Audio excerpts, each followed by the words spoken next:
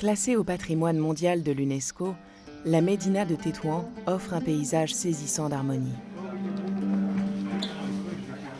Délimitées par les mêmes portes vertes, les échoppes des souks présentent la particularité d'être parfaitement ordonnées.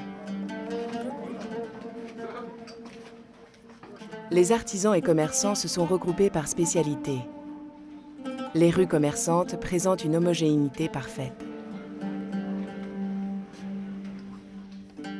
Ces ruelles tortueuses, s'enfonçant sous les maisons pour réapparaître à l'air libre, donnent une impression de mystère.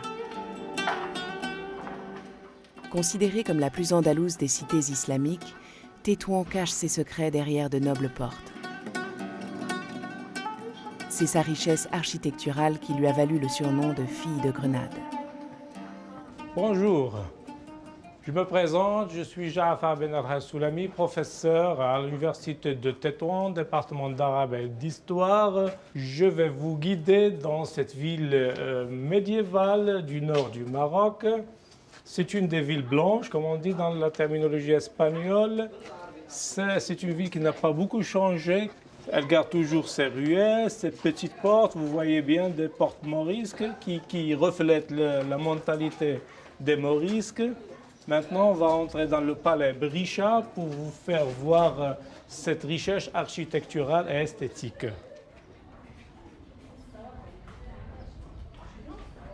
On commence à voir certaines particularités. Il y a la grande porte, c'est une porte immense, avec des clous immenses aussi qui reflètent le prestige de l'architecture, qui reflètent aussi l'esthétique, qui reflète la classe sociale auquel appartenait le propriétaire, qui était un ambassadeur du 19e siècle. Maintenant aussi, on va entrer pour voir ce que c'est exactement de l'intérieur. Salam alaikum. Ahlan. Salut Taïb. Comment vas-tu, mon ami? Ça va bien? Très bien. Je vous présente Monsieur Sidi Taïb Al-Harraq. C'est un shérif, c'est quelqu'un qui appartient à une noble famille de Tétouan. C'est le nouveau propriétaire du palais. Oui. On peut rentrer maintenant? Bien sûr. Allez-y, Sultan. Shukran, merci bien.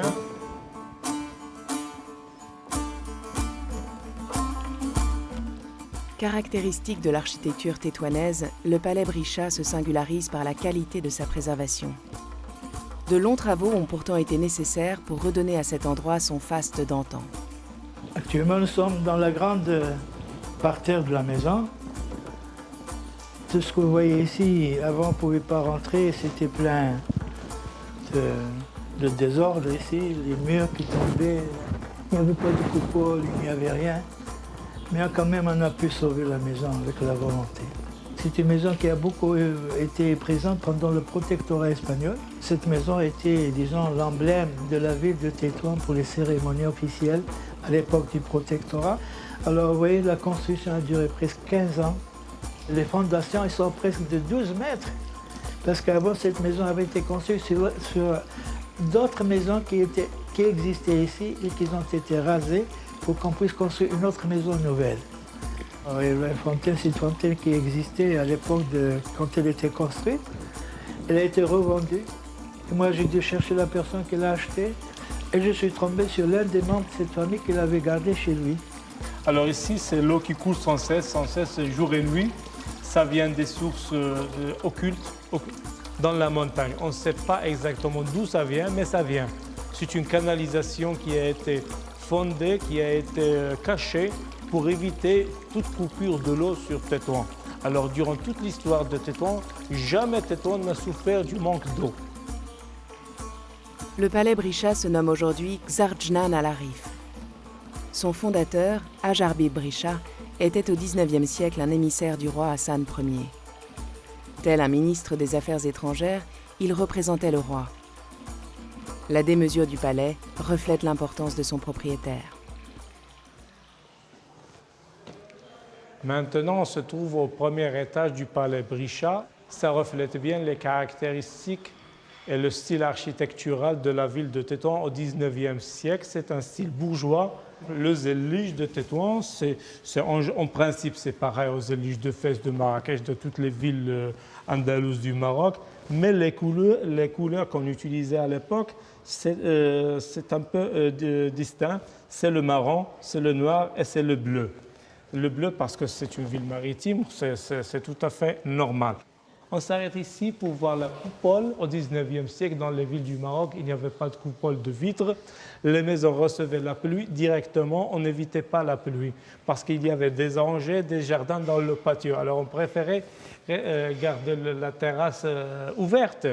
Mais à Tétouan, non. C'était très rare de trouver des patios plantés par des orangers ou des choses comme ça. Ici, vous avez la première chambre dortoir. On passe maintenant à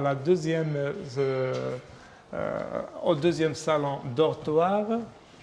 C'est plus large parce qu'au 19e siècle, on avait commencé à utiliser des matériaux nouveaux comme le fer, par exemple, ce qui a permis de construire des salons très, très larges. Ce salon servait aussi comme salon dortoir et surtout pour recevoir les femmes. Vous savez bien qu'à l'époque, au 19e siècle, les hommes étaient reçus généralement au rez-de-chaussée, mais les femmes étaient généralement aussi reçues au premier étage.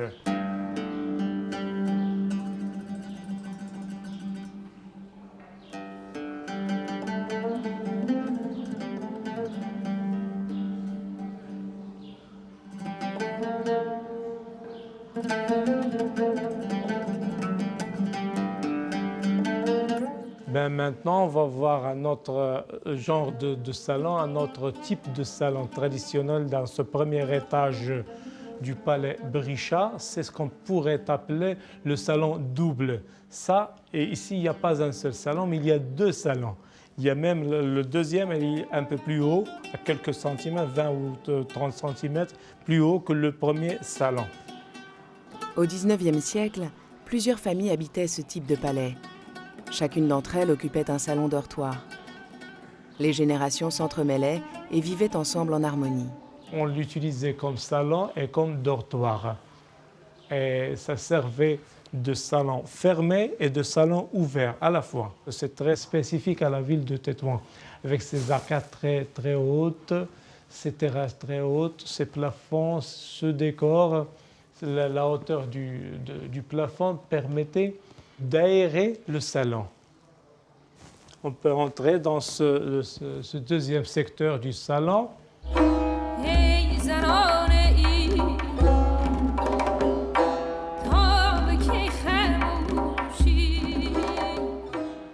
Ces arcades, c'est un peu particulier. Ça reflète l'architecture et l'esthétique du XVIIIe siècle et du XIXe siècle. On peut remarquer aussi le phénomène de la symétrie.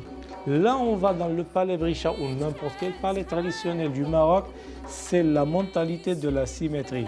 Un salon doit être symétrique à un autre. Une chambre doit être symétrique à une autre. Un zellige doit être symétrique à un autre. Une arcade doit être symétrique à une autre. Des fonds considérables étaient nécessaires pour entretenir ce palais. Homme d'État et fin commerçant, Brisha commerçait avec Gibraltar. Par chance, ses descendants ont compris la valeur de la maison. C'est ce qui a évité son morcellement.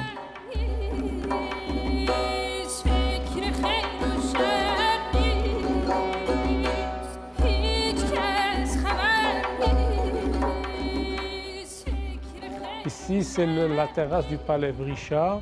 Les murs sont très hauts. Ça reflète l'intimité, ça reflète la mentalité musulmane de l'époque. La terrasse, c'est la zone féminine, c'est la zone strictement réservée aux femmes. Aucun homme ne se permettait de monter sur la terrasse. Alors les femmes se rassemblaient dans les terrasses, discutaient, et les femmes mettaient des tapis, des choses comme ça, pour se mettre à l'aise, pour pouvoir discuter, prendre de l'air, profiter du coucher de soleil.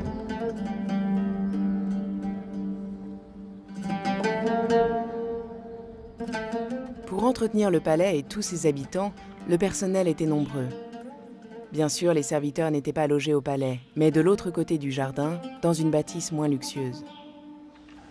Bon, tu vois, ça c'est un jardin. que j'ai construit moi-même, C'est un jardin intérieur. intérieur. Et c'était ici les gens, des esclaves qui pouvaient uniquement entrer ici pour nettoyer tout ça. Et il y avait une séparation verticale entre cette maison et le reste de la maison. Alors personne ne pouvait rentrer à cette maison par les portes. Il faut qu'il demande l'autorisation. Mais ça, on a pu sauver un peu cette façade qui représente une forteresse. Ça permet de garder l'intimité absolue. Personne Oui, ne pouvait regarder l'intérieur de la maison. Alors vous voyez un peu la grandeur de ces fenêtres. Tout ça, c'est des fers forgés, taillés à la main. Et pour éviter qu'il n'y ait pas nos amis là, les serveurs puissent y rentrer pour voler, comme on avait, il semble bien, des maisons de forteresses. Tayeb Harak s'est battu pour l'amour de cette maison. Restaurer un palais à l'abandon depuis plus de 10 ans nécessitait une abnégation totale. C'est ainsi que le palais Brisha peut encore éblouir ses visiteurs. Moi, je peux dire, j'ai sauvé cette maison, mais pour combien de temps? J'ai senti que cette maison, elle avait besoin de quelqu'un pour l'aimer. Parce que la maison, c'est comme une dame. Parce que c'est un être vivant que vous vivez avec tous les jours. Il faut bien le chérir, il faut bien l'aimer pour qu'il puisse lui aussi vous répondre. Et c'est une maison qui a été vendue 7 fois. Alors c'est elle qui a choisi la personne qui voulait l'acheter.